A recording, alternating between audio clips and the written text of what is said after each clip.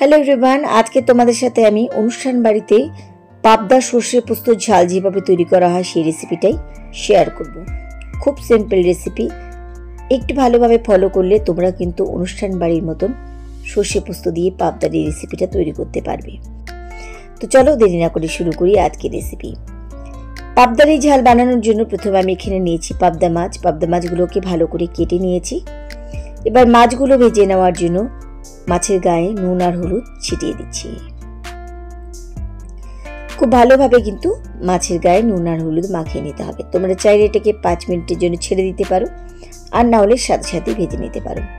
ভালোভাবে নুন হলুদ মাখিয়ে নেওয়ার পরে মাছগুলোকে কিন্তু আমি ভেজে নিচ্ছি। ভাজাটা আমি তোমাদের সাথে আর শেয়ার করলাম না।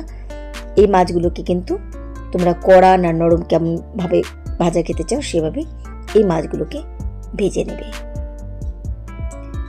এবার এই মাছের সর্ষে পোস্তর জন্য আমি এখানে নিয়েছি সর্ষে। আমি এখানে 1 টেবিল চামচ সাদা সর্ষে কিছুক্ষণ আগে ভিজিয়ে রেখেছিলাম, জল ঝরিয়ে নিয়ে নিলাম। আর নিচ্ছি এখানে 1 টেবিল চামচ পোস্ত। আমি এর মধ্যে আজকে নুন বা কাঁচা লঙ্কা কোনো কিছু দিয়ে বাটছি না। তোমরা চাইলে এখানে নুন কাঁচা লঙ্কা দিয়ে বেটে নিতে পারো। এখানে আমি গ্যাস ওভেনে ফ্রাই প্যান বসিয়েছি, আর মাঝে ভাজা তেল ছিল, তাতে তেল একটু কম মনে হচ্ছে, তাই আমি আর একটুখানি সর্ষে তেল বাড়িয়ে দিলাম। এবার তেল ভালোভাবে গরম হতে দিচ্ছি। আর এই ঝালটা বানানোর জন্য চেষ্টা করবে সবসময় সর্ষের তেল দিয়ে করার, তাতে কিন্তু টেস্ট দ্বিগুণ বেড়ে যায়। তেল গরম হয়ে গেলে দিয়ে দিচ্ছি এর মধ্যে কালো জিরে ফোড়ন, আর দিয়ে দিচ্ছি এর মধ্যে 1 চামচ রেড চিলি পাউডার, আর দিচ্ছি হলুদ গুঁড়ো। এতে এই পাবদার ঝালের রেসিপিটা কিন্তু কালারটা দারুণ আসবে। ভালোভাবে হলুদ গুঁড়ো আর লঙ্কা গুঁড়োর সাথে মিশিয়ে দিচ্ছি। স্বভাবতই কিন্তু আমরা সর্ষে পোস্তর যে কোনো রেসিপিতে আমরা কাঁচা লঙ্কা বাটা ব্যবহার করি, লঙ্কা গুঁড়োটা দিই না। তবে অনুষ্ঠান বাড়িতে কিন্তু একটু দেখতে ভালো লাগার জন্য লঙ্কার গুঁড়োটা ব্যবহার করা হয়, তাতে খেতেও ভালো লাগে আর দেখতেও দারুণ লাগে। এবার দিয়ে দিলাম এর মধ্যে 3টে ছোট সাইজের টমেটো আমি ভালো করে বেটে নিয়েছি। ভালোভাবে এবার টমেটো বাটার সাথে একটুখানি কষিয়ে নিতে হবে।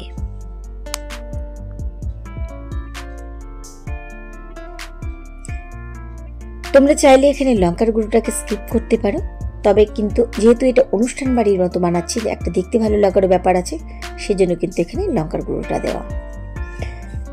একটু পরে পরে ভালো করে এটাকে কষিয়ে নিতে হবে, যেন টমেটোর কোনো রকমের কাঁচা গন্ধ না বেরোয়, তাহলে কিন্তু এই রেসিপিটা খেতে ভালো লাগবে না। তাই টমেটোকে ভালো করে কিন্তু টমেটো পিউরিটাকে আমাদের ভালো করে কিন্তু কষিয়ে নিতে হবে, যেন কাঁচা টমেটো গন্ধ কোনো রকমের না বেরোয়। এবার দিয়ে দিচ্ছি সর্ষে পোস্ত বাটা। ভালোভাবে এবার সর্ষে পোস্ত বাটার সাথে মিশিয়ে দিচ্ছি।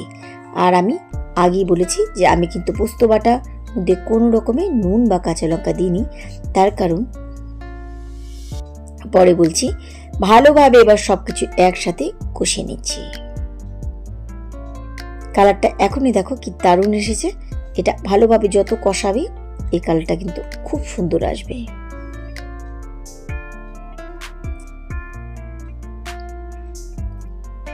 তো কষানোর এক সময় মনে হচ্ছে আমার এখানে শুকনো হয়ে গেছে, তাই খুব সামান্য পরিমাণে এখানে আমি একটু জল অ্যাড করে দিচ্ছি, দিয়ে আবার ভালোভাবে কষিয়ে নিচ্ছি।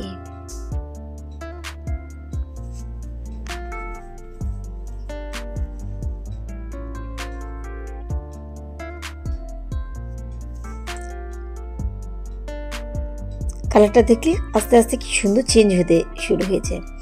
এবার দিয়ে দিচ্ছি এর মধ্যে স্বাদ মতো নুন, আর দিয়ে দিচ্ছি টমেটো দিয়েছি, টমেটোর একটা টকের ব্যালেন্স ঠিক রাখার জন্য আমি এখানে দিয়ে দিচ্ছি চিনি। নুন আর চিনির সাথে আবার একটু মিশিয়ে আর একটুখানি কষিয়ে নিচ্ছি।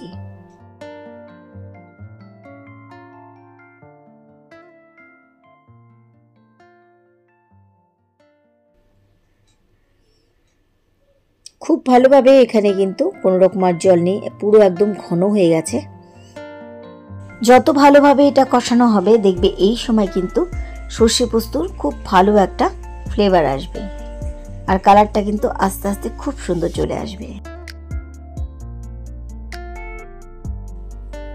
আর এর থেকে বেশি কষানোর দরকার নেই। এবার দিয়ে দিচ্ছি এর মধ্যে জল। খুব বেশি পাতলা না হলে জলটাকে এমন করে দিতে হবে যেন এই ঝোলের মধ্যে মাছ সিদ্ধ হয়। ভালোভাবে জলের সাথে গুলিয়ে নিলাম। তো আমার মনে হচ্ছে মাছ সিদ্ধ করার জন্য আমার এখানে আরেকটু জলের প্রয়োজন আছে, তাই আমি আরেকটু জল বাড়িয়ে দিলাম। এই সময় তোমরা কাঁচা লঙ্কা চিড়ে দিতে পারো।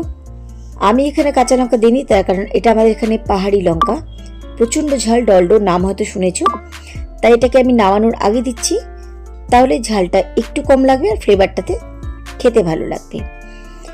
এবার ভালোভাবে ফুটতে দিচ্ছি। এই সময় দিয়ে দিচ্ছি এর মধ্যে এক এক করে মাছ ভাজাগুলো।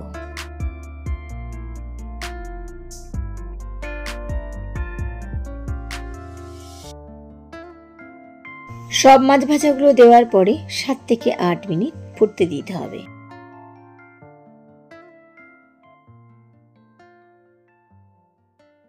মাছগুলো দেওয়া হয়ে গেলে হালকা একটুখানি খালি ঝোলের মধ্যে আমি এখানে ডুবিয়ে দিচ্ছি।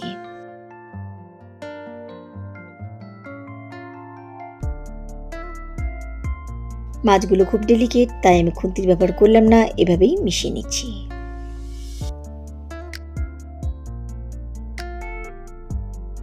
পাঁচ থেকে 7 মিনিট ফুটিয়ে নিলেই আমাদের আজকে অনুষ্ঠান বাড়ির মতন সর্ষে পোস্ত দিয়ে পাবদার ঝাল একদম রেডি।